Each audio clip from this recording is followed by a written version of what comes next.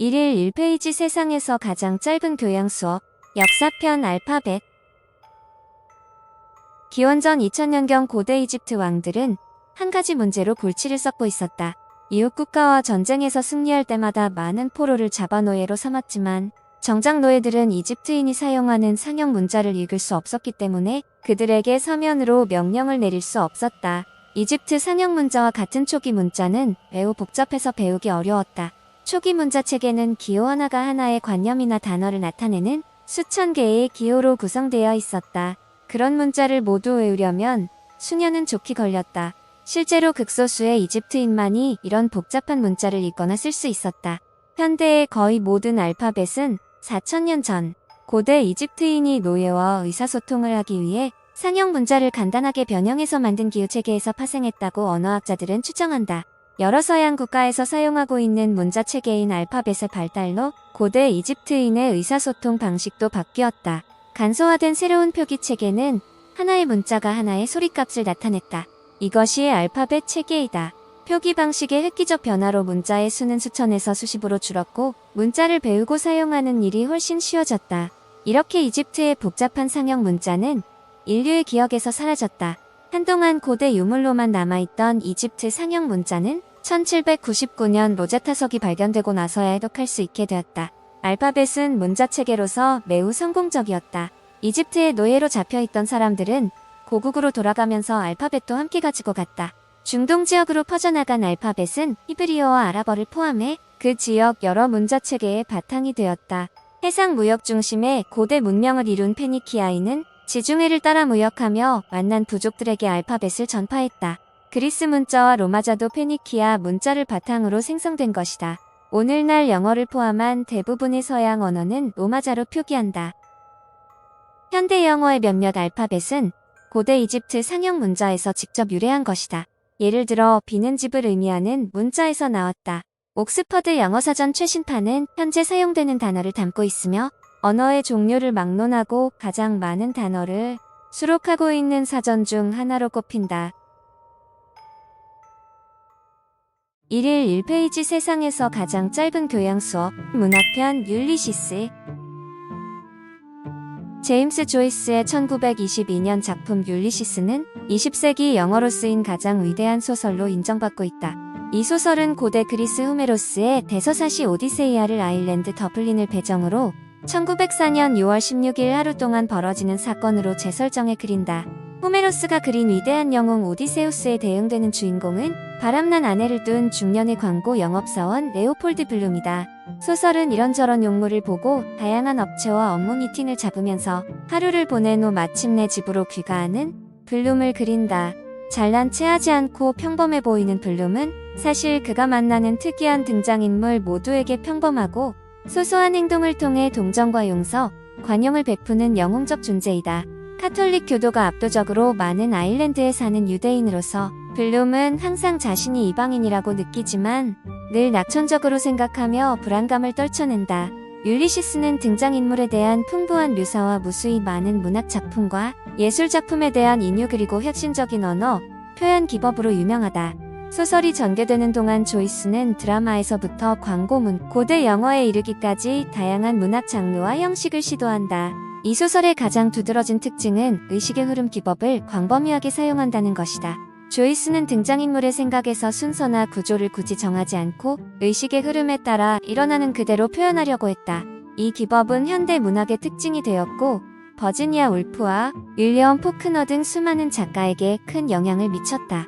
이 작가들은 자신의 작품의 의식의 흐름 기법을 실험했다. 율리시스를 읽어 내려가는 것은 독자들에게 매우 힘든 여정이다. 특히 블룸의 아내 몰리의 생각을 묘사하는 마지막 장은 난해하기로 유명하다. 몰리의 몽상적인 독백은 무려 24,000개 이상의 단어로 이루어진 단 8개의 긴 문장으로 구성되어 있다. 마지막 장은 그 까다로움에도 불구하고 가장 서정적인 제임스 조이스를 보여준다. 마지막 몇 줄은 몰리가 불륜을 저질렀음에도 여전히 남편을 사랑한다는 것을 재확인해준다.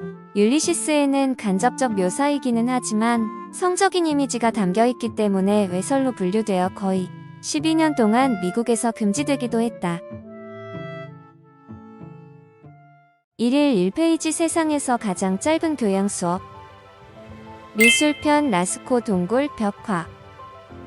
라스코 동굴 벽화는 지금까지 알려진 가장 초기의 예술작품 중 하나다. 이 벽화는 1940년 프랑스 중부의 마을 몽티냑 인근에서 동굴 안으로 우연히 들어가게 된 4명의 소년에 의해 발견되었다. 동굴 안에서 아이들은 하나로 이어진 여러 개의 방을 발견했는데 그곳에 1만 5천년에서 1만 7천년 전에 그려진 것으로 추정되는 대략 1500점의 동물 그림이 있었다. 벽화의 목적에 대해서는 여러 설이 있다. 어떤 원시인의 눈에 동굴의 천연 지형이 동물 형상처럼 보였을 수 있고 그 사람이 자신이 본 것을 다른 사람들에게 알릴 목적으로 형상을 더욱 부각시키기 위해 덧그림을 그렸을지 모른다. 그림의 상당수가 쉽게 접근할 수 없는 높은 위치에 있는 것으로 보아주술 행위에 사용된 것일 수도 있다. 선사시대 사람들은 동물의 그림을 매우 정밀하게 그림으로써 동물을 지배하는 힘을 얻거나 궁핍한 시대에 동물의 수를 늘릴 수 있다고 믿었을 것이다. 벽화 속 동물들은 검은 윤곽으로 그려져 있다. 어떤 그림은 뒤틀린 시각을 적용해 그려졌다. 예를 들어 머리는 옆모습이지만 뿔은 정면을 향하고 있다. 동물 그림 외에도 반점 직선문의 상징적 의미를 담은 다양한 문양이 있다. 라스코 동굴에서 단연장관을 이루는 방은 황소의 전당이라 불리는 곳이다. 이 방의 벽면 위로 하나의 이야기가 펼쳐진다. 벽을 따라 왼쪽에서 오른쪽으로 들소떼를 쫓고 포획하는 장면이 묘사되어 있다. 라스코 동굴 벽화는 정밀 조사를 한 결과 구석기 시대의 유물로 밝혀졌고 관련 일반 대중에게 공개되었다. 그러나 5년 무렵에는 하루 평균 1200명에 이르는 관광객들에게 노출되면서 동굴 내부의 작품들이 눈에 띄게 손상되었다. 한때 보호 조치가 취해지기도 했지만 결국 1963년에 폐쇄되었다. 그 후 20년이 지난 1983년 대중들의 요구를 충족시키기 위해 라스코 동굴에서 약 200m 떨어진 곳에 실제 크기로 복제된 동굴이 만들어졌다. 동굴 벽화를 그린 원시인들은 시각적 원근감을 의식하고 있었다. 높은 벽에 그림을 그리면서 밑에서 보는 사람에게 형상이 라스코 동굴 안에 그려진 유일한 사람 형상은 죽은 남자의 통로라 불리는 그림에 나타난다. 사람이 동물보다 섬세하게 그려지지 않은 것으로 미루어 벽화가 주술적 성격을 지니고 있음을 짐작할 수 있다. 1일 1페이지 세상에서 가장 짧은 교양 수업 과학편 복제 1977년 아기 양 돌리의 탄생과 함께 생식적 복제가 세상에 소개되었다. 돌리는 엄마 양과 똑같은 세포의 DNA를 가진 복제 동물이다. 다시 말해 돌리와 돌리의 엄마는 동일한 유전 물질을 가지고 있다. 여러 세대 떨어져서 자란 일란성 쌍둥이와 같다. 영국 스코틀랜드 로슬린 연구소 과학자들은 핵 이식이라는 과정을 통해 돌리를 만들어냈다. 핵 이식은 수정이 안 된 난자에서 유전 물질을 제거한 후 어른 양의 세포에서 채취한 유전 물질을 주입하는 것이다. 돌리의 경우 6년생 암컷 핀도어셋 양이 젖샘 세포를 공여 세포로 이용했다. 과학자들이 핵을 이식한 난자에 전기 충격을 가하자 난자는 세포 분열을 일으키기 시작했고 배아가 형성되었다. 돌리의 탄생이 그야말로 놀라운 과학적 성과인 이유는 특정 부위에서 채취한 세포로 완전한 개체를 만들어낼 수 있음을 과학계에 입증해 보였다는 것이다. 돌리가 세상에 나오기 전까지만 해도 대부분의 과학자들은 특정 세포로 같은 종류의 세포만 생산할 수 있다고 믿었다. 예를 들어 심장세포로는 심장세포만 만들 수 있고 간세포로는 간세포만 만들 수 있다는 것이다. 하지만 돌리는 엄마 양의 젖샘에서 추출한 세포로 개체 전체가 만들어졌다. 특정 세포를 완전히 새로운 종류의 세포로 바꾸라는 리프로그래밍이 가능하다고 입증한 것이다. 돌리는 여러 면에서 엄마 양과 달랐다. 한 예로 말단 소체가 아주 짧았다. 말단 소체는 유전 정보를 전달하는 구조인 염색체의 끝부분에 달린 아주 가는 단백질 가닥이다. 말단 소체가 어떤 기능을 하는지 정확히 알려지지는 않았지만 세포를 보호하거나 회복시키는 일을 돕는 것으로 보인다. 나이가 들수록 말단 소체는 점점 짧아진다. 돌리는 엄마 양의 유년된 말단 소체를 물려받았기 때문에 태어나면서부터 같은 나이의 일반 양에 비해 말단 소체가 짧았던 것이다. 대부분 정상처럼 보였지만 사실 돌리는 폐암과 심한 관절염을 앓다가 태어난 지 6년이 되는 2004년에 안락사에 처해졌다. 일반 핀도어셋 양의 평균 수명은 11년에서 12년이다. 1997년 이후 핵이식을 통해 소주염소 비둘기를 복제하는 데 성공했다. 어떤 생물 종이든 복제 성공률은 매우 낮다. 발표된 연구 보고서를 보면 핵이식으로 형성된 배아 가운데 약 1%만이 살아서 정상적으로 태어났다. 실패한 복제 시도는 대개 보고되지 않기 때문에 실제 복제 성공률은 훨씬 더 낮을 것이다. 돌리는 전통적인 번식 방법으로 6마리의 새끼를 낳았다. 1998년 한국 연구팀은 인간 배아를 복제했다고 주장했지만 세포가 4개로 분할되는 단계에서 실험이 종료되었기 때문에 성공했다고 할 만한 증거가 없다. 1일 1페이지 세상에서 가장 짧은 교양 수업. 음악의 기본 요소. 음악은 모방이나 기보법으로 다시 재현할 수 있는 체계적인 소리를 말한다. 문이 열릴 때 삐걱거리는 소리나 손톱으로 칠판을 긁을 때 나는 소리같이 불규칙하고 체계가 없는 소음과 구별된다. 소음의 음파는 매우 복잡하고 그냥 들었을 때 높이를 식별할 수 없다. 음악 소리를 분석할 때 사용하는 기본 요소는 다음과 같다. 높이 귀에 들리는 소리의 높낮이 정도를 말한다. 높이는 실제로 음파의 주파수 즉 파동이 반복되는 빈도로 측정한다. 서양 음악에는 도샵 또는 레플랫샵 또는 미플랫미, 파파샵 또는 솔플랫솔솔샵 또는 라플랫라샵 또는 C플랫시 이렇게 12개의 고유 높이가 있다. 샵이나 플랫이 붙는 음을 임시음이라 하는데 이해하기 쉽게 피아노의 검은색 건반에 해당하는 음이라고 보면 된다. 임시음은 음계에서 두 음 중간에 있다. 예를 들어 레샵과 미플랫은 같은 높이다. 악보에 표시한 높이를 가리켜 음이라 부른다. 음계, 도, 레, 미, 파, 솔, 라, 시, 도처럼 높이 차례로 음을 배열한 층계를 음계라 하며 대개 멜로디의 기본을 이룬다. 악곡의 전체 또는 일부는 특정 음계의 음을 사용하기도 한다. 서양 음악은 주로 장음계나 단음계 중 하나를 사용한다. 장음계는 특정 높이의 음을 배열해서 대부분 밝고 쾌활하고 긍정적인 느낌을 준다. 단음계는 대체로 어둡거나 슬프거나 부정적인 음악을 묘사한다. 대개 장음계나 단음계 중 하나를 바탕으로 한 음배열 또는 음체계로서 멜로디를 만드는 기준점이자 이끄는 힘으로 작용한다. 조의 으뜸음은 대체로 그 조로 쓰인 곡의 시작음과 끝음으로 쓰인다. 예를 들어 마장조 곡에서는 바음 즉 미가 으뜸음이 된다. 여기서 소개한 기본 요소들은 모두 오선지에 나타낼 수 있다. 가끔 악곡의 운율 분할을 표시하기 위해 소절로 나누고 높이를 확인하기 위한 기준점으로 음자리표를 오선이 시작 부분에 표시한다. 곡이 기본조에서 벗어나는 것을 조바꿈이라 한다. 조는 악보의 시작 부분에 조표로 표시된다. 세계의 다양한 음악에서 사용하고 있는 음계는 수백 가지다. 시타르나 다른 악기로 연주되는 인도 음악에서 사용하는 음계는 22가지나 되는데 음계 간격이 서양 음악에서 사용하는 것보다 큰 것도 있고 작은 것도 있다. 그래서 인도 음악에서는 높이 차이를 감지하기가 매우 어렵고 인도 고전 음악가들은 고도의 연주 기술을 갖추고 있어야 한다. 1일 1페이지 세상에서 가장 짧은 교양 수업. 철학 겉모습과 실체. 겉모습과 실체를 구별하는 것은 시대를 막론하고 중요한 철학적 주제였다. 소크라테스 이전 철학자들은 겉모습과 실체를 구별하는 것을 사상의 중심으로 삼았다. 그들은 일반적으로 사람들 눈에 보이는 겉모습과 본질적 실체는 다르다고 믿었다. 예를 들어 탈레스는 겉모습은 모두 다를지라도 만물은 근본적으로 물로 이루어져 있다고 주장했고 헤라클레이토스는 세상의 모든 것은 불로 이루어졌다고 주장했다. 헤라클레이토스는 또한 만물이 끊임없이 운동한다고 생각했다. 또 다른 철학자인 파르메니데스는 실제로 움직이는 것은 아무것도 없으며 움직이는 것처럼 보이는 모든 것은 환상에 불과하다고 주장했다. 소크라테스 이전 철학자들은 사물의 실체가 더 근본적인 물질로 구성되어 있을 가능성에 주목했다.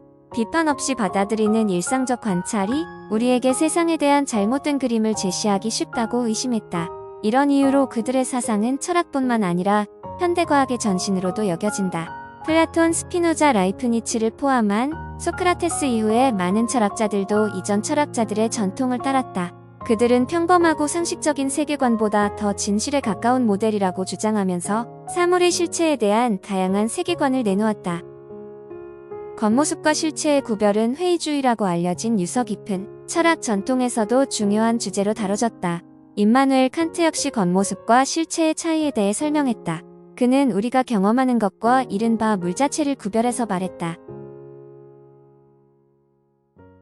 1일 1페이지 세상에서 가장 짧은 교양 수업. 종교 토라. 토라는 일반적으로 히브리 성경의 첫 5편을 가리키며 모세 오경이라고도 한다. 기독교인들은 토라와 다른 유대교 문서를 묶어 구약 성경이라 부른다. 토라는 구전으로 전해지기도 하고 여러 문서를 아우르는 유대교 율법 전체를 뜻하기도 한다. 모세오경은 유대교를 다스리는 613조 율법의 기초가 되며 세계 3대 일신교 신앙인 유대교, 기독교, 이슬람교의 기본 경전이다. 구성은 다음과 같다. 창세기, 천지 창조와 이스라엘 민족 아브라함, 이삭, 야곱과 그들 가족의 역사를 담고 있다. 출애굽기, 모세가 10계명을 받는 것을 포함해 이집트에서 가나안 지방으로 탈출하는 이야기를 다룬다. 레위기, 예배의 의식과 규칙이 담겨 있다. 민수기, 이스라엘 민족이 겪은 황야에서의 생활을 이야기한다. 신명기, 모세가 말년에 설파한 이스라엘 민족의 역사와 윤리적 가르침으로 구성되어 있다. 모세오경의 기원에 관해서는 모세가 시나이산에서 5권을 한꺼번에 받았다고 보는 것이 전통적인 관심이다. 하지만 첫 편은 시나이산에서 받았고 나머지는 일생에 걸쳐 계시받은 것이라고 보는 설도 있다. 고고학자들은 역사적으로 기원전 10세기에서 기원전 6세기 사이에 토라스였다고 추정한다. 정통 유대인들은 인정하지 않지만 문서가설을 지지하는 사람들은 구약 성경의 첫 5편이 원래 4개의 출처에서 나왔는데 제후의 저자 또는 편집자가 하나로 편집했다고 주장한다. 신을 나타내는 이름이 여러 개이고 문체도 다양하며 이야기가 반복된다는 점이 이 주장에 힘을 실어준다. 토라에는 내용을 이해하기 위해 필요한 구전이 처음부터 포함되어 있었다. 구전을 포함시키는 것이 불경스러운 것이라고 여겨지기도 했지만 제대로 이해하기 위해서는 불가피했다. 그 결과 탄생한 것이 민수기이다. 유대교 랍비들은 토라와 구전 내용을 계속 논의하고 토론했다. 그 과정에서 그들의 주장을 집대성에 만든 것이 탈무드이다. 유대교 전통은 토라의 내용을 바탕으로 수많은 법과 관습을 만들어냈다. 랍비들은 토라의 모든 구절을 분석하고 그 의미를 찾는 데 일생을 바친다. 1일 1페이지, 세상에서 가장 짧은 교양 수업. 역사, 함무라비 법전. 함무라비는 오늘날의 이란에 세워진 고대 바빌로니아의 왕이다. 기원전 792년부터 기원전 1750년까지 바빌로니아를 통치했고 여러 경쟁 국가를 정복했다. 하지만 역사 최초의 법률가로서 더 유명하다. 통치 말기 함무라비는 기록 역사상 최초의 법전을 만들었다. 그 법은 국민이 지켜야 할 법칙과 법을 어긴 사람에 대한 처벌을 상세히 기술했다. 그때만 하더라도 대부분 절대 권력의 통치자가 기분에 따라 통치하던 시대였으므로 모든 사람에게 적용되는 법이라는 것은 듣도 보도 못한 새로운 개념이었다. 함무라비 법은 오늘날의 기준에서 보면 매우 잔인하기 그지없다. 함무라비 왕은 아주 가벼운 위반 행위에 대해서도 사형을 지시했다. 술집에 출입한 여자, 도망가는 노예를 숨겨준 사람, 합당한 명분 없이 남편을 떠난 아내 모두가 사형 대상이었다. 조잡하기 그지없던 법은 고대 사회의 미신까지 반영하고 있었다. 시민끼리 분쟁이 발생하면 피고소인에게 강에 뛰어들도록 했다. 유죄이면 물에 빠져 죽을 것이고 무죄이면 무사히 빠져나온다는 것이다. 그리고 피고소인이 무사히 나오면 고소인은 무죄로 사형에 처해졌다. 함무라비 왕은 일반 대중들이 볼 수 있도록 법의 정의 신에게 바쳐진 검은 돌기둥에 새기게 했다. 기둥에 새긴 법문에서 미래의 모든 세대가 법을 준수하고 내가 지시한 이 땅의 법을 변경하지 말 것을 요구했고 후세의 왕들이 기분에 따라 충동적으로 통치하기보다 법치주의를 따라야 한다고 강조했다. 국민을 다스리는 법을 통치자가 임의대로 바꿀 수 없다는 생각은 혁신적이었다. 오늘날에도 법치주의를 지키는 것은 성공한 정부의 기본 특징이다. 함무라비 법에 새겨진 돌기둥은 1901년 프랑스의 한 고고학자에 의해 발굴되었고 현재 프랑스 파리 루브르 박물관에 옮겨져 있다. 함무라비 법은 중동 지역 대부분의 고대 문명에서 사용한 복잡한 문자 체계인 서령 문자로 새겨져 있다. 서령 문자는 1835년이 되어서야 해독할 수 있었다. 바빌로니아 과학자들은 십진법수 체계를 사용했다. 일본이 60초인 까닭이 여기에 있다. 1일 1페이지, 세상에서 가장 짧은 교양 수업. 문학 어니스트 해밍웨이 편. 20세기 주요 미국 작가 가운데 어니스트 해밍웨이만큼 영향력 있는 데다 많은 사람들의 추종을 받으며 동시에 비난을 많이 받는 작가도 없다. 해밍웨이는 생전에도 대중적으로 널리 알려져 있었다. 그에 관해 떠도는 일화가 매우 많기 때문에 어느 것이 사실이고 어느 것이 전설인지 구분하기 어려울 정도이다. 해밍웨이는 일찍부터 작가가 되고픈 꿈을 품고 있었다. 18살 무렵 신문기자로 몇 달 동안 활동하다가 제1차 세계대전 기간에는 이탈리아 전선 적십자 구급차 운전사로 일했다. 그때 부상을 크게 입었다. 전쟁이 끝난 후 해밍웨이는 거트루드 스타인과 전쟁이 잔인함에 환멸을 느낀 이른바 잃어버린 세대 작가들과 함께 파리에서 몇 년을 보냈다. 그곳에서 자신의 트레이드마크가 되는 문체를 다듬었다. 겉으로 보이는 간결함 속에 숨겨진 반복적이고 절제되고 자의식적인 남성적 산문체가 그것이다. 해밍웨이는 미시건 북부에서 보낸 유년기의 여름과 나중에 유럽을 여행하면서 얻은 경험을 바탕으로 수편의 단편 소설을 썼고 1926년 첫 주요 장편 소설 태양은 다시 떠오른다를 발표했다. 사회의 불만을 품은 미국인 젊은이가 스페인과 프랑스에서 여유로이 시간을 보내며 겪은 사건을 다룬 이 소설은 즉각적인 찬사를 불러일으켰다. 1929년에는 1차 세계대전을 배경으로 미국인 구급차 운전사와 영국인 간호사의 비극적 연애를 그린 무기여 자리거라를 1940년에는 종군기자로 참가했던 실제 경험에서 영감을 얻어 집필한 스페인 내전, 게릴라에 대한 이야기 누구를 위하여 종은 울리나를 발표했다. 누구를 위하여 종은 울리나의 주인공은 이른바 해밍웨이 특유의 규범적 주인공이다. 즉 주인공은 세상의 환멸을 느끼고 절제된 삶을 살면서 폭력이나 역경에 처했을 때 품위와 고결함을 보여주는 남성이다. 이름이 알려지면서 해밍웨이는 전쟁, 사냥, 대여 납치 등 한눈에도 남성적인 주제를 다루는 작가로 명성을 다져나갔다. 해밍웨이의 작품에 대해 남성다움을 꼬만 가식이라고 말하는 비평가도 덜어 있었지만 노인과 바다에서 보여준 부인할 수 없이 능수능란한 이야기 전개로 해밍웨이는 1954년 노벨 문학상을 받았다. 그러나 작가로서 최고의 명예를 얻었음에도 말년에는 우울증과 건강 악화에 시달렸고 결국 1961년 권총으로 스스로 생을 마감했다. 하지만 현대소설 문체에 미친 해밍웨이의 영향력은 그야말로 절대적이다. 1일 1페이지 세상에서 가장 짧은 교양 수업 미술 네페르티티 흉상 이집트 미술에서 가장 유명한 작품 중 하나인 네페르티티 흉상은 석회석으로 만들어진 것으로 1912년 독일 고고학자 루트 비 보르하르트가 지금의 이집트 테렐 아마르나 유적지에서 발굴했다. 이 흉상은 고대 이집트 조각가 투트모스의 공방에서 발견되었는데 깨진 항아리 조각으로 가장해 이집트 밖으로 밀반출되었다. 네페르티티는 기원전 1353년부터 1335년까지 이집트를 지배한 파라오 아멘호텝 4세의 가장 중요한 왕비였다. 아멘호텝 4세는 통치기간 중에 자신의 이름을 태양의 신 아톤을 섬기는 자라는 의미로 아케나톤으로 바꾸고 윤리를 강조하는 최초의 일신교 신앙을 채택했다. 네페르티티는 남편과 거의 맞먹는 지위를 누렸다. 어떤 학자들은 네페르티티가 새로운 신앙 도입의 배우이며 심지어 일정 기간 동안 섭정을 했다고 주장한다. 아케나톤이 사망하자 막강했던 그와 그의 아내에 대한 흔적이 거의 사라졌는데 아마 일신교 채택으로 배척당했던 다신교 성직자들이 한 짓으로 추정하고 있다. 네페르티티 흉상은 20인치 남짓 높이로 대략 3400년 전에 만들어졌다. 발견 당시 귓볼만 조금 떨어져 나가고 거의 완벽한 상태로 보존되어 있었다. 그러나 애초에 왼쪽 눈동자가 없는 미완성 작품이었다. 또 투트모스가 제자들에게 시범을 보이는 모형으로 사용했을 가능성이 있다. 이 흉상이 네페르티티 왕비와 닮았는지 아니면 이상적인 미인의 모습을 묘사한 것인지는 여전히 의문으로 남아있다. 2003년 디스커버리 채널의 지원을 받은 영국 고고학자 조한 플래처가 전에 발굴된 한 미라가 네페르티티의 거심을 확인하면서 일대 논란이 일었다. 플래처가 실질적인 증거를 제시했지만 이집트 당국은 그 주장을 받아들이지 않았다. 네페르티티 흉상은 현재 베를린 알테스 박물관에 소장되어 있다. 지금까지 알려진 이집트 미술 최고의 걸작이자 여성의 아름다움을 잘 보여주는 모형인 이 조각상은 미녀가 왔다는 뜻으로 풀이되는 네페르티티의 이름에 새로운 의미를 부여하고 있다. 제2차 세계대전 막바지에 네페르티티 흉상은 베를린의 소련 점령지 밖으로 옮겨졌고 그로 말미암아 소유권 분쟁이 일어났다. 흉상은 2005년에 다시 반환되었다.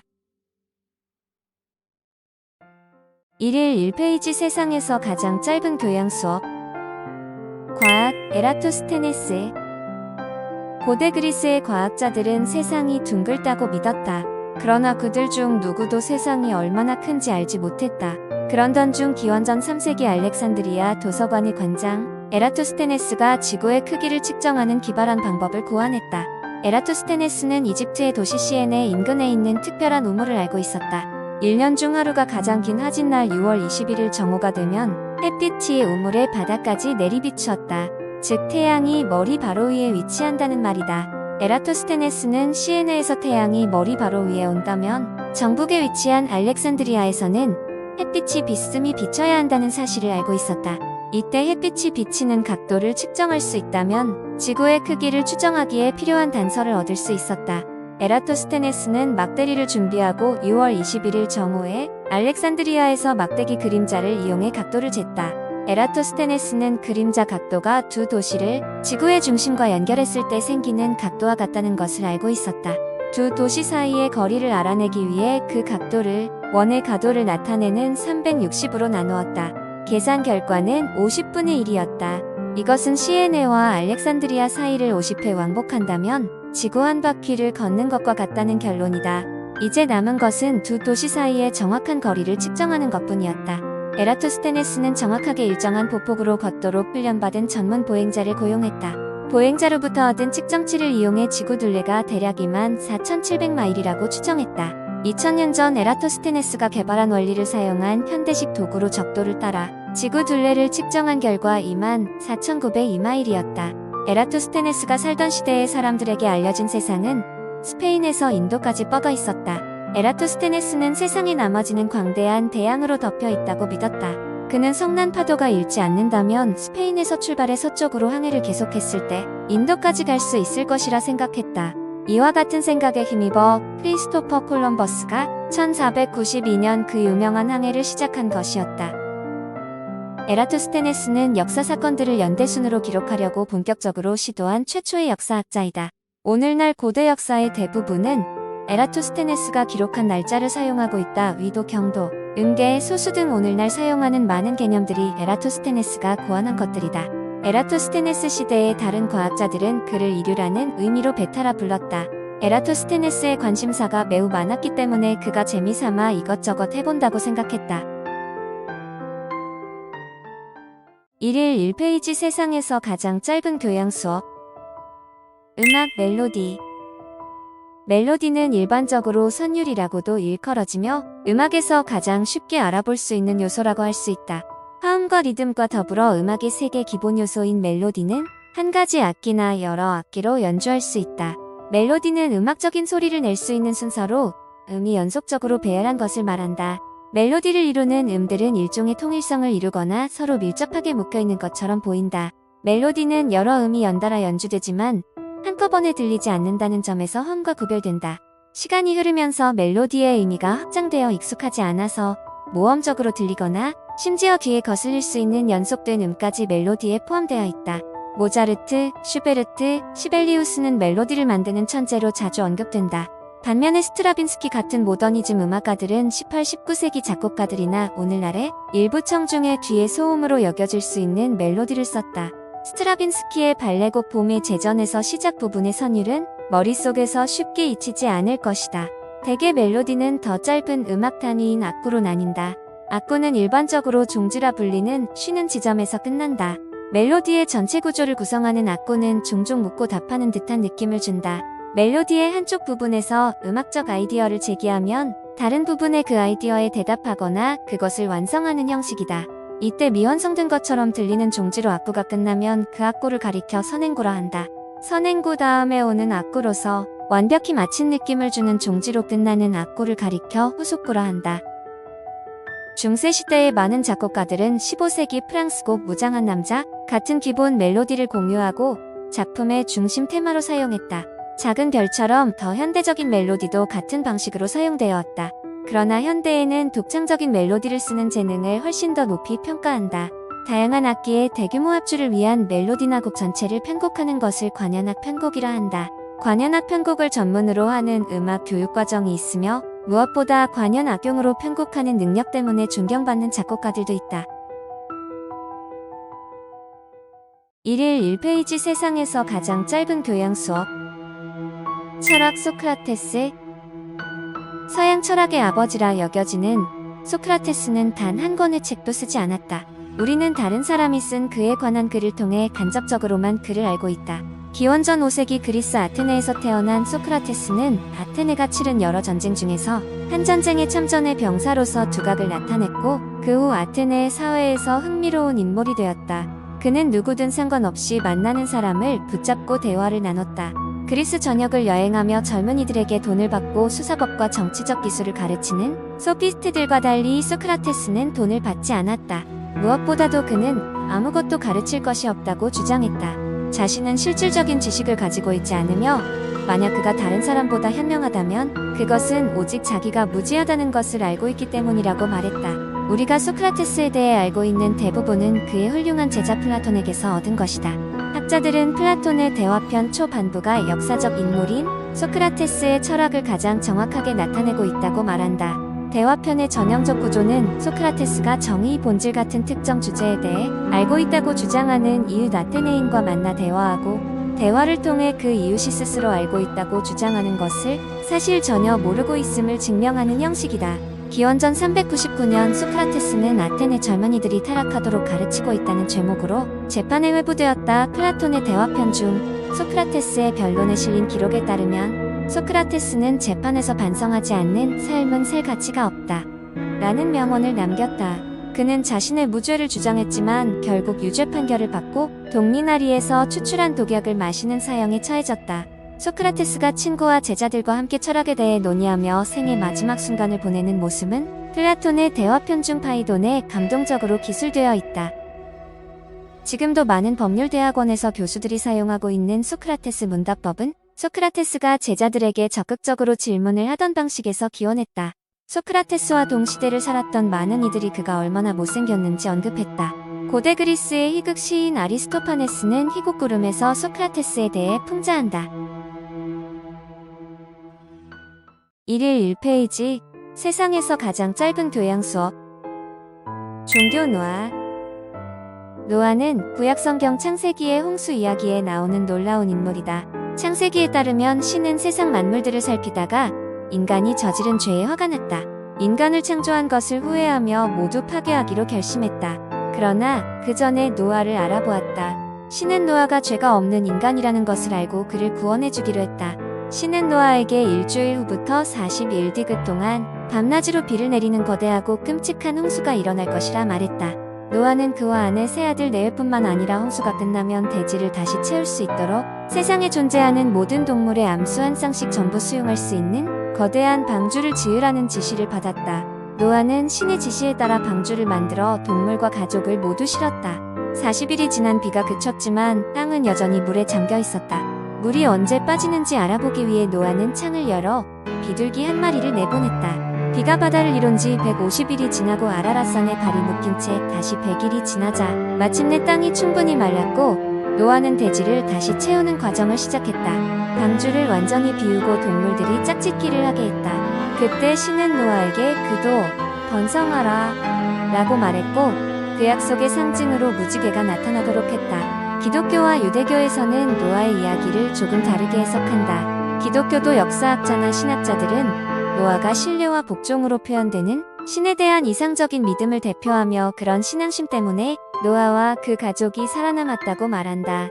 유대교도 분석가들은 노아가 마지못해 신의 계시를 믿었고 노아가 마지막 순서로 방주에 들어간 것이 그 증거라고 말한다. 신에 대한 노아의 믿음이 그다지 강하지 않았을지도 모른다는 말이다. 이런 시각의 차이에도 불구하고 주 종교 노아와 홍수를 종교적 서사의 중요한 표현으로 보고 있다.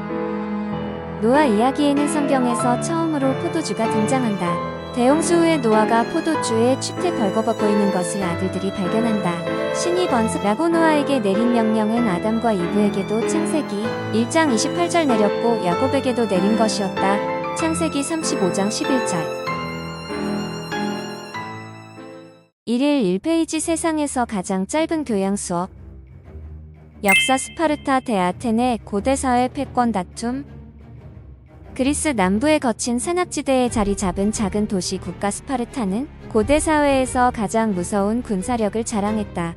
태어나면서부터 엄격한 훈련으로 다져진 스파르타 군인들은 고대 그리스의 다른 도시 국가들과 끊임없이 벌어진 피비린내 나는 전투에서 결코 패하는 법이 없었다. 강인하고 놀라운 군대를 양성하기 위해 스파르타 원로들은 갓 태어난 아기들을 시험해서 약하고 기형인 아이를 걸러냈다. 강한 군인이 될 가능성이 낮은 아기들은 협곡에 던져졌다. 강인하고 놀라운 군대를 양성하기 위해 스파르타 원로들은 갓 태어난 아기들을 시험에서 약하고 기형인 아이를 걸러냈다. 강한 군인이 될 가능성이 낮은 아기들은 협곡에 던져졌다. 시험에 통과한 아기들은 가차없고 고통스러운 훈련을 받았다. 그리스 역사학자이자 저술가인 플루타르코스는 많은 스파르타 군사들에게 전투 출전은 오히려 구원이었다고 기록하고 있다. 스파르타인들에게 전쟁은 힘든 훈련에 비하면 휴가나 다름없었다. 군국주의 스파르타와 이웃도시 아테네의 경쟁관계는 고대 그리스 역사 대부분을 장식한다. 민주주의가 태동한 곳인 아테네는 스파르타에 비하면 훨씬 더 유연한 사회였다. 문화를 꽃피울 시간이 거의 없었던 스파르타와 달리 아테네는 철학, 예술, 과학 분야에서 인류 역사상 가장 뛰어난 업적을 이룬 문화의 중심지였다. 아리스토텔레스, 플라톤, 소크라테스 등의 철학자뿐만 아니라 아이스킬로스, 아리스토파네스, 에우리피데스 같은 극작가도 기원전 5세기 아테네의 황금기에 태어났다. 아테네와 스파르타는 페르시아에 두 차례 전투를 벌였는데 매번 그야말로 문명의 충돌이었다. 육지에서는 이름난 스파르타 군대가 우위를 잡고 있었지만 바다에서는 아테네의 해군력이 강했기 때문에 전체 전력은 큰 차이가 없었다. 두 도시 국가의 경쟁 관계는 북쪽에서부터 마케도니아의 필리포스 왕이 그리스를 침략하면서 갑자기 끝나게 되었다. 필리포스 왕과 그 아들 알렉산더 대왕이 그리스 대부분 지역과 아시아로 제국을 확장하면서 두 도시 국가도 집어삼켰다. 스파르타는 그리스 남부의 고대 왕국 라코니아의 수도였다. 말수가 적다는 의미의 영어 러카닉은 강인한 스파르타 군사의 과묵한 태도에서 유래된 것이다. 스파르타 남자아이들은 강인함을 증명하기 위해 채찍질을 얼마나 견딜 수 있는지 겨뤘다. 파르테논 신전을 포함해 아테네 아크로폴리스의 많은 건축물이 기원전 5세기 아테네의 황금기에 세워졌다. 1일 1페이지 세상에서 가장 짧은 교양 수업. 문학, 할렘 르네상스. 뉴 니그로 운동이라고 불리는 할렘 르네상스는 그 이름에서 알 수 있듯이 1920년대부터 1930년대 초반까지 뉴욕 할렘 지역에서 일어난 흑인 문예 부흥을 말한다. 1800년대 가혹한 노예로서의 삶과 남북전쟁, 전후 재건 시대를 견뎌내고 새로이 자유를 얻은 미국 남부의 흑인들은 뉴욕과 다른 북부 도시로 대거 이주했다. 이른바 대이동이라 불리는 그 사건이 할렘 르네상스의 기반이 되었다. 제1차 세계대전이 끝날 무렵 가난하지만 문화적으로 생기 넘치는 흑인 공동체가 할렘에 뿌리를 내렸다. 할렘 르네상스의 기틀은 상당 부분 미국 흑인 역사학자이자 사회이론가인 윌리엄 듀보이스에 의해 다져졌다. 듀보이스는 1903년 사회 문제를 다룬 논저 흑인의 영혼을 발표하고 1909년에는 전미유색 인종협회 나크프를 창설한 것으로 알려져 있다. 그는 새로운 의미의 흑인 문화 의식과 자부심을 주장하면서 젊은 세대 작가와 예술가들에게 흑인 고유의 목소리를 만들도록 영감을 불어넣었다. 할렘 르네상스를 이끈 주요 작가 중 한 명이 제임스 웰든 존슨이다. 그는 전 유색인의 자서전과 유명한 설교 집신의 트럼본을 집필했다. 존슨의 뒤를 이어 넬라, 라슨과 조라닐 허스턴은 각각 소설 패신과 그들의 눈은 신을 보고 있었다를 발표했는데 미국 흑인 여성이 쓴 문학 작품 최초로 비평가들의 찬사를 받았다. 할렘 르네상스 시대에는 특히 시가 많이 창작되었다. 이 운동에 동참했던 카운티 컬렌 같은 시인들은 전통적인 형식에 의존해 시를 썼고 헬스턴 휴스 같은 시인들은 새로 생긴 재즈 음악의 리듬을 작품에 접목시켰다. 할렘 르네상스에서 음악과 문학은 때려야 뗄 수 없는 관계였고 두 분야의 주요 인물들은 할렘 문예부흥 운동이 벌어지는 내내 서로 영감을 주고받았다.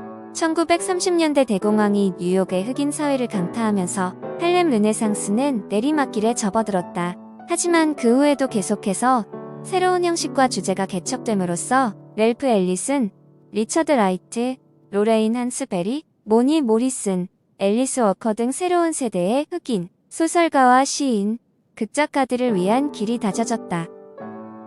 할렘 르네상스 시대는 파머 하이든, 로이스 멜로우 존스, 윌리엄 존슨 등 저명한 흑인 화가도 많이 배출했다.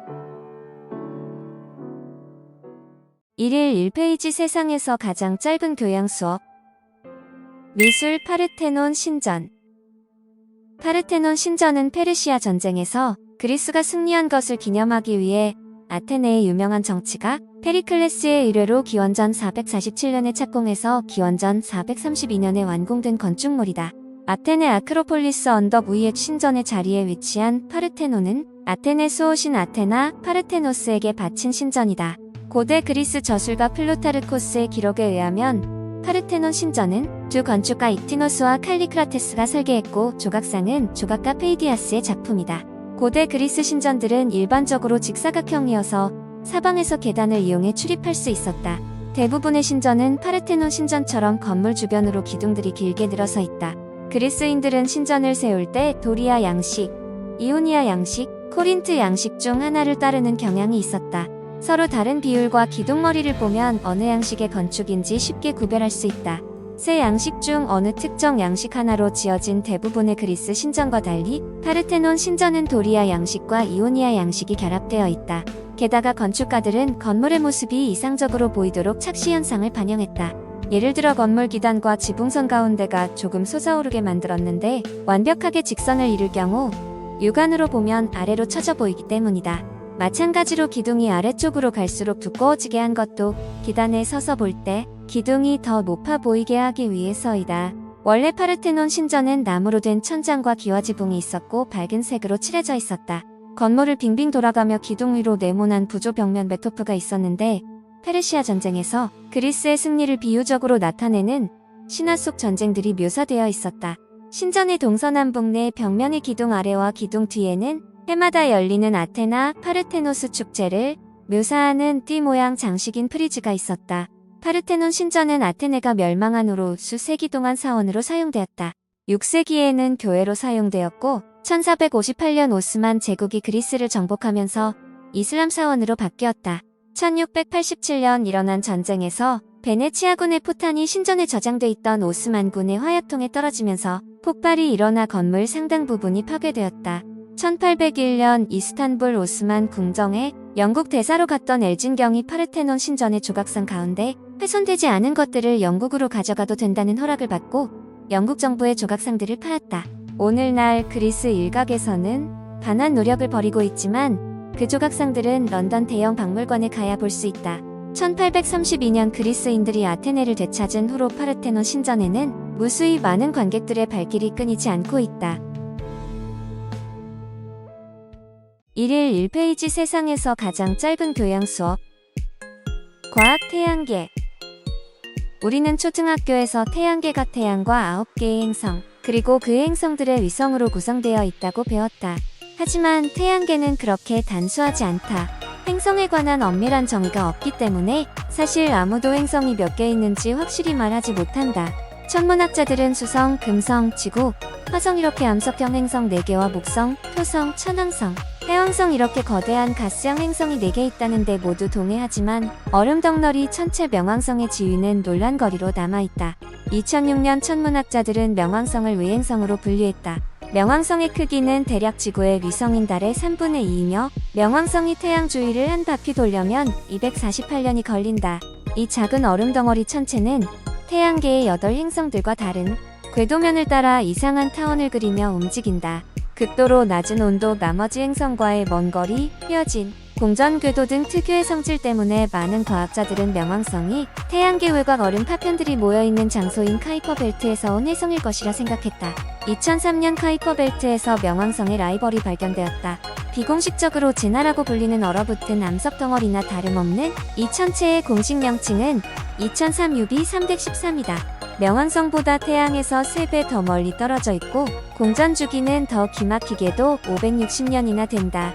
이 천체의 공전 궤도면은 태양계 다른 행성들의 궤도면에서 45도 기울어져 있다. 2003 UB313은 명왕성보다 크다. 그래서 많은 과학자들은 명왕성을 행성으로 분류한다면 2003 UB313도 행성이라고 불러야 한다고 생각했다.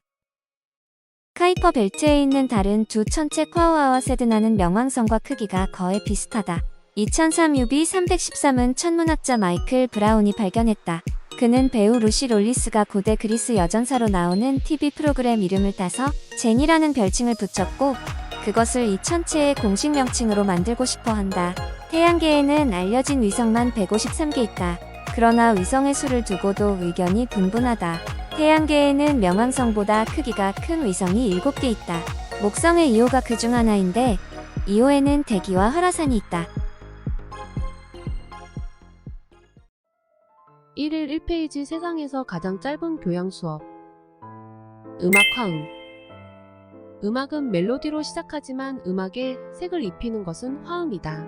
화음은 서로 다른 높이의 음이 한꺼번에 들리는 것을 말한다. 하지만 화음의 역할은 매우 복잡하고 방대하다. 많은 음악이론가들은 화음을 분석하는데 자기 경력의 대부분을 보낸다. 두 음 사이 간격을 가리켜 음정이라 한다. 음정은 숫자로 표현된다. 예를 들어 라에서 미까지 5단계의 음높이 간격을 오도라 한다. 가장 초기 형태의 다선율 음악은 중세시대에 나타났다. 중세 작곡가들은 울림 음을 내는 사도 음정이나 오도 음정을 선호했다. 그러므로 멜로디 라인 아래의 사도 또는 오도의 음간격으로 화음 라인이 병행되었다. 르네상스 시대에는 3화음이 주요 화음 단위가 되었고 수백 년 동안 그 지위를 유지했다. 아직도 여러 형태의 음악에 3화음이 쓰이고 있다. 3화음은 3개 이상의 음을 동시에 또는 연속적으로 울리게 하여 음을 합성하는 코드를 말한다.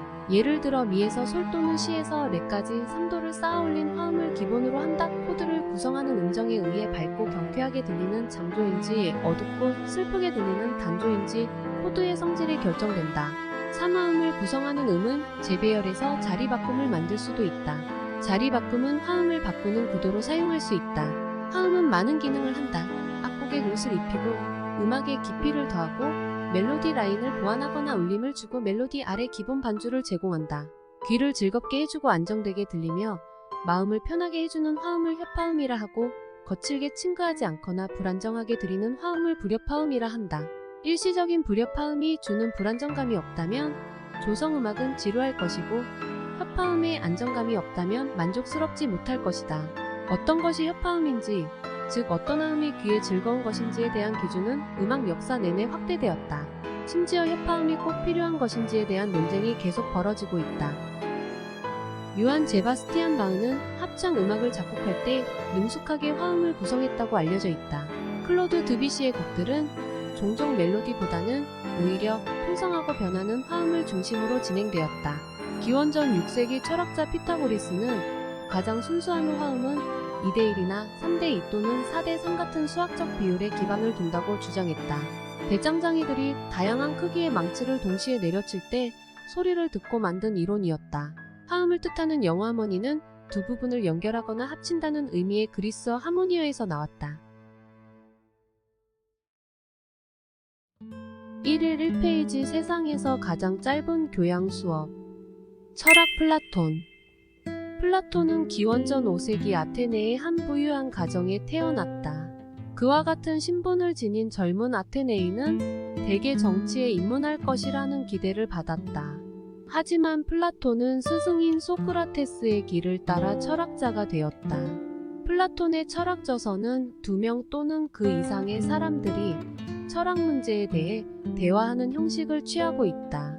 대부분 소크라테스와 대화하는 것들이다. 플라톤은 전혀 대화에 참여하지 않기 때문에 학자들은 플라톤이 소크라테스의 입을 빌려 말하고 있는 내용 가운데 얼마만큼이 플라톤 자신의 생각인지 그리고 얼마만큼이 소크라테스에 대한 기록인지 의문을 제기한다. 많은 학자들은 플라톤 대화편의 초반부는 소크라테스의 가르침을 역사적으로 정확하게 설명한 것이고 후반부는 플라톤 자신의 생각을 펼칠 목적으로 소크라테스를 문학적 인물로 삼았을 것이라 추정하고 있다. 플라톤은 현상 세계의 물체는 추상적이고 형태가 없는 이데아를 모방한 것이라고 보는 이데아론으로 가장 잘 알려져 있다. 게다가 모든 지식은 머릿속에 가지고 있었던 것을 기억해낸 것이라고 보는 관점으로 하는 것이다. 우리가 무엇인가를 알게 된다면 그것은 영혼이 육체에 담기기 전에 이미 알고 있었던 것을 상기해낸 것이다. 더 나아가 플라톤은 영혼을 3분분으로 나누어 묘사했다. 음식이나 술이나 성욕 같은 감각적 쾌락을 추구하는 욕망, 영광과 명예를 바라는 기계, 이데아를 이해하려는 이성으로 나뉜다는 것이다. 국가론에서는 정의로운 영혼과 정의로운 도시의 폭넓은 유사성을 밝히면서 정의로운 영혼이 무엇인지 설명한다. 완전히 정의로운 도시는 욕망, 기계, 이성 3가지에 각각 부합하는 시민 집단이 있는 도시라고 주장한다. 플라톤은 영혼의 3부분이 조화를 이뤄야 하는 것과 마찬가지로 도시를 구성하는 시민 집단도 조화롭게 상호작용해야 하며 영혼과 도시 모두 이성이 가장 지배적이어야 한다고 믿었다. 플라톤은 대화편 가운데 소크라테스가 사형 선고를 받는 재판을 묘사한 소크라네만 등장하는데 단 한마디도 하지 않는다. 하지만 플라톤의 등장은 그가 실제로 그 재판에 참석했음을 나타내는 것이다. 플라톤은 아리스토텔레스의 스승이었다. 1일 1페이지 세상에서 가장 짧은 교양 수업. 종교 카인과 아벨.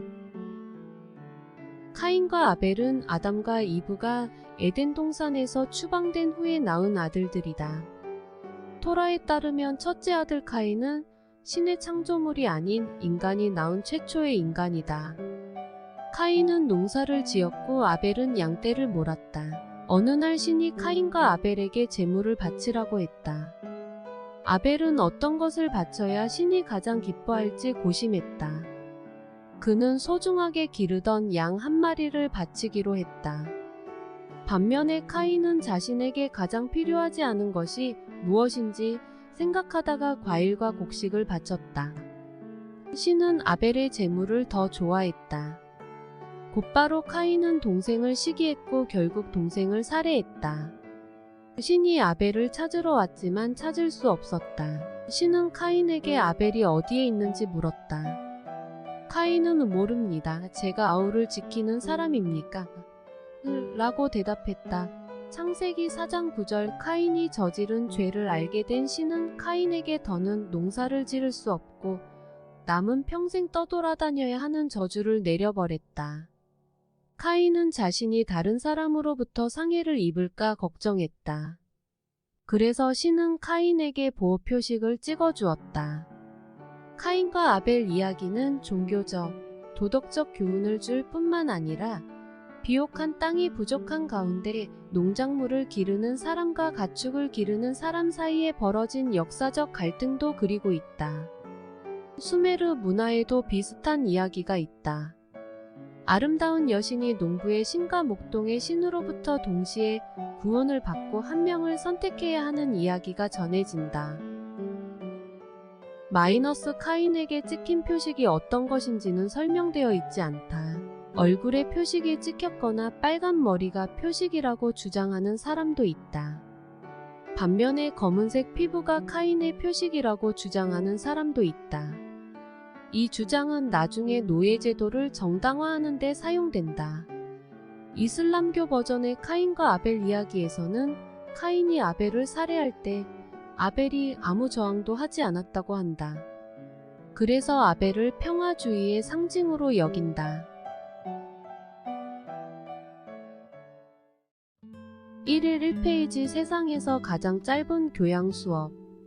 역사 알렉산더 대왕. 알렉산더 대왕은 그리스 북부 산악지대의 마케도니아 왕국에 태어났고 아테네의 저명한 철학자 아리스토텔레스에게 교육을 받았다. 그의 아버지 필리포스 왕은 아테네를 포함한 고대 그리스 도시 국가 대부분을 점령하며 마케도니아 영토를 확장했다. 알렉산더는 아버지가 극장에서 암살된 후 2세의 왕자에 올랐다. 왕으로서 알렉산더는 아버지를 능가했다.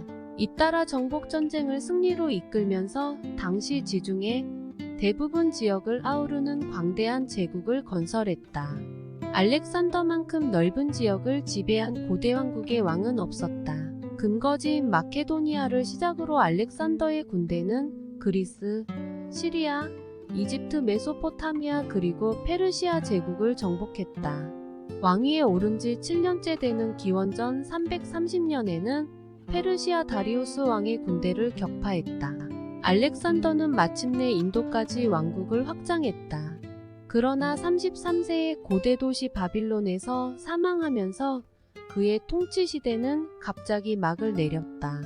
알렉산더 대왕이 건설한 제국은 그의 부하들이 여러 지역을 나눠 통치했고 로마 제국에게 정복당하기 전까지 수백 년 동안 유지되었다. 정복전쟁을 통해 차지한 새로운 영토에서 알렉산더 대왕과 그의 군대는 새롭고 다양한 문화를 접했다. 그리스인들은 결합된 새로운 헬레니즘 문화가 출현했다. 역사상 처음으로 유럽 남동부 지역과 중동 지역이 같은 언어를 사용하고 같은 문화 배경을 지니게 되었다. 그리스어 수세기 동안 고대 사회의 공통어로 사용되었다. 신약 성경이 처음부터 그리스어로 쓰인 까닭이 여기에 있다. 알렉산더 군대가 정복지에 일으킨 문화적 자극은 그가 현대 사회에 남긴 가장 의미 있는 유산일 것이다. 마이너스 알렉산더는 어렸을 적에 아버지의 정복전쟁에 불만을 가지고 있었다. 플루타르코스의 기록에 따르면 어린 알렉산더는 자신이 왕이 되었을 때 정복할 땅이 얼마 남지 않을 것 같아 애석해했다고 한다. 이집트를 정복한 후 알렉산더는 지중해 연안의 현재의 알렉산드리아에 해당하는 이름 없는 어촌 도시를 발견했다. 알렉산드라는 알렉산더가 자신의 이름을 따서 이름 지은 수십여 도시 중 하나다. 그리스인들은 알렉산드리아에 양피지로 만든 수천 권의 책을 소장하기 위해 거대한 도서관을 세웠다. 몇 세기 후 알렉산드리아 도서관이 불에 전소되면서 고대 사회에 관한 방대한 양의 지식도 함께 사라졌다. 알렉산더는 사냥광이었다. 한 번은 지금의 우즈베키스탄에서 사냥을 했는데 사자를 포함해 4,000마리의 동물을 사냥했다고 전해진다. 고대 그리스인들의 사냥 도구는 창과 그물이었고 그 밖에는 거의 없었다.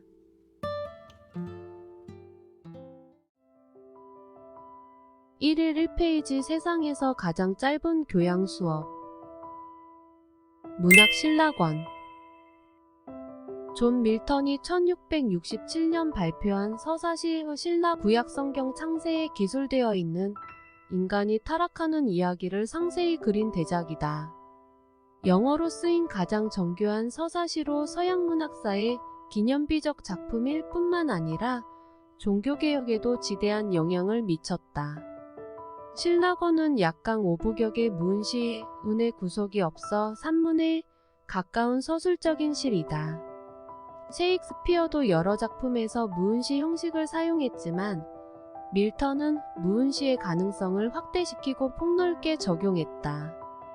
그뿐만 아니라 밀턴은 호메로스와 다른 고대 시인들이 서사시에 자주 사용했던 길고 복잡한 비유 양식인 서사시적 비유를 광범위하게 사용했다. 신라권의 문이 열리자 사탄과 타락한 천사들이 신에 대항해 천국에서 반란을 일으키고 전쟁에서 패한다. 신은 그 벌로 이들을 지옥으로 추방한다. 사탄과 그 추종자들은 복수를 다짐하며 신의 가장 소중한 피조물인 인간을 타락시키기로 한다. 사탄은 지옥에서 몰래 빠져나와 에덴 동산으로 들어간다. 아담과 이브가 잠들자 사탄은 두꺼비로 변신해 이브의 귀에 속삭이며 불만의 씨를 뿌린다. 사탄의 계획을 알아차린 신은 천사 라파엘을 보내 아담에게 경고해준다.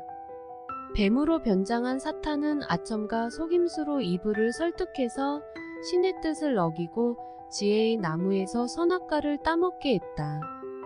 아담은 이브의 행동을 알고 절망했지만 그도 선악과를 먹기로 결정한다. 이브가 없는 에덴 동산에서 혼자 살아가기보다 차라리 타락한 상태의 이브와 함께하는 것이 낫다는 생각에서이다. 대천사 미카엘이 나타나 인간에게 닭칠부론의 모습을 아담에게 보여주자 아담과 이브는 서로 손잡고서 눈물을 흘리며 삐틀거리고 느린 걸음으로 에덴 동산을 떠난다. 신라권에서 사탄은 가장 복잡하고 완전한 깨달음을 얻은 매력적인 인물이다. 그는 비전과 리더십, 능숙한 말재주를 가지고 있지만 그런 자질들은 오만하고 이기적인 목표를 추구하도록 유도한다. 게다가 사탄은 완전히 사악한 것도 아니다. 오히려 그는 자의식이 매우 강해서 신이 자신을 추방했다는 비참한 현실에 고통스러워한다. 궁극적으로 사탄은 비극적인 인물처럼 보인다. 이와 같은 신학적 반전은 밀턴을 비하는 사람들로 하여금 밀턴이 악마에 대해 지나친 동정을 보여주고 있다고 비난하도록 촉발시켰다. 마이너스 밀턴은 논해장 때문인지 눈이 멀게 되었고 1654년 무렵에는 조수에게 대피를 맡겨야 했다. 밀턴은 신라권에 이은 속편으로 복락원을 1671년에 발표했다. 복락원은 예수가 황야에서 40일을 보내는 동안 사탄을 만나는 신약 성경의 이야기를 다시 그린 것이다.